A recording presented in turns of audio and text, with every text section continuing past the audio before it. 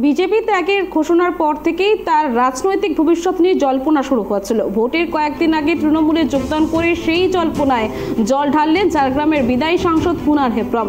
রবিবার নয়াগ্রামে অভিষেক বন্দ্যোপাধ্যায়ের হাত থেকে তৃণমূলের পতাকা গ্রহণ করেন তিনি। কুনার হেমব্রমের তৃণমূলে যোগদানে ঝাড়গ্রাম তাদের জয় আরও সুনিশ্চিত হবে বলে দাবি শাসক দলের। গত 9 মার্চ বিজেপির সঙ্গে ত্যাগের কথা ঘোষণা করেন ঝাড়গ্রামের সাংসদ কুনার হেমব্রম।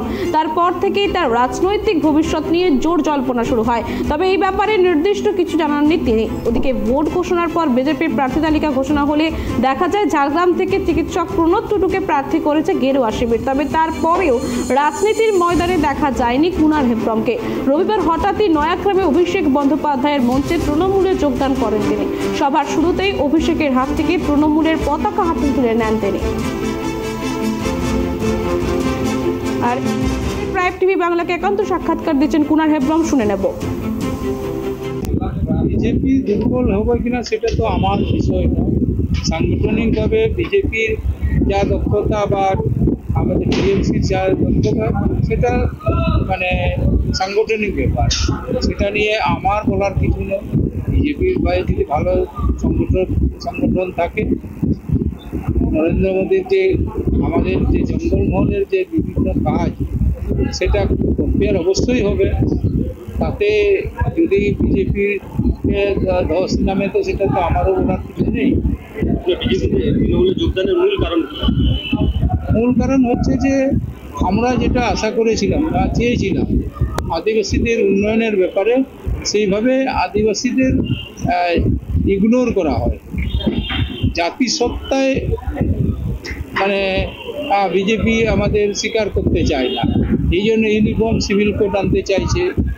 তারপরে জাতিসত্তার জন্য যে আমাদের বিভিন্ন সুবিধা পেতে পারি সেইগুলো আস্তে আস্তে এগুলো বিলুপ্ত করা হচ্ছে। যেমন রিজার্ভেশনের ক্ষেত্রে দেখুন, আমাদের যে যারা নিম্নবিত্ত বা আদিবাসী বা যারা কম আয়ের মানুষ, আদিবাসীরা বিশেষ করে,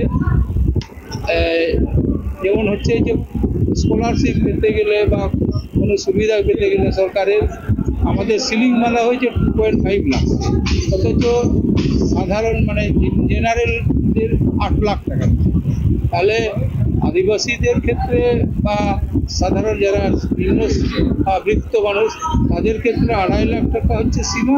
আর জেনারেল বা যারা উচ্চবিত্ত আছে, ব্রাহ্মণদের আছে, তাদেরও রিজার্ভেশন 10% করেছে, কিন্তু তাদের সিলিং হচ্ছে 8 লাখ টাকা।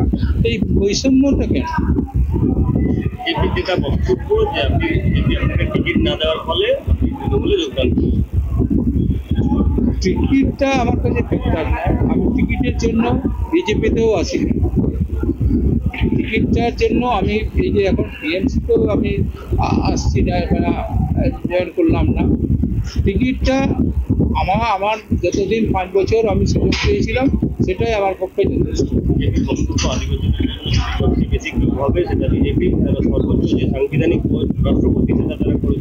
দেখুন, এটা বাধ্যবাধকতা আছে। কাকে রাষ্ট্রপতি করবে, কাকে এমএলএ এমপি করবে, সেটা হচ্ছে ভারতবর্ষের বা বিশ্বের মানুষকে দেখাবার জন্য যে আমরা আদিবাসী বৃত্তি, আদিবাসীদের আমাদের ভালোবাসা, আদিবাসীদের আমরা উন্নয়ন চাই। কিন্তু বাকি লোকগুলো একজনকে রাষ্ট্রপতি বানিয়ে দিলে তো আদিবাসীদের উন্নয়ন হয়ে যায় না। তাহলে আদিবাসীদের উন্নয়ন করতে গেলে সার্বিকভাবে উন্নয়ন করতে হবে, সবার উন্নয়ন।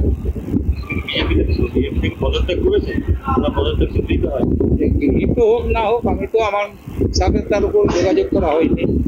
আমি তো আমি আমার পক্ষ থেকে যেটা কাজ করার আমি করেছি। বিজেপি থেকে বা কেন্দ্রীয় সরকার থেকে যে সুরক্ষা পেয়েছিলেন সেগুলো এখন আপনার সাথে মজুদ আছে? যেগুলো একটা এক্স এমপি হওয়ার কথা সেগুলো তো আমি অবশ্যই পাবো। সেগুলো তো বিজেপি বা টিএমসি বা যে কোনো পার্টি তো সেটা করতে পারে না। সেটা সাংবিধানিক অধিকার, সেটা তো কারোর ব্যক্তিগত নয়, ব্যাপার নয়। তৃণমূলের প্রার্থীরা আমি এখন টিএমসিতে যোগদান করলাম। প্রার্থীদের প্রচারে যদি আমাকে ডাকা হয় বা আমাকে বলা হয়, কেন যাবো না? যাবো।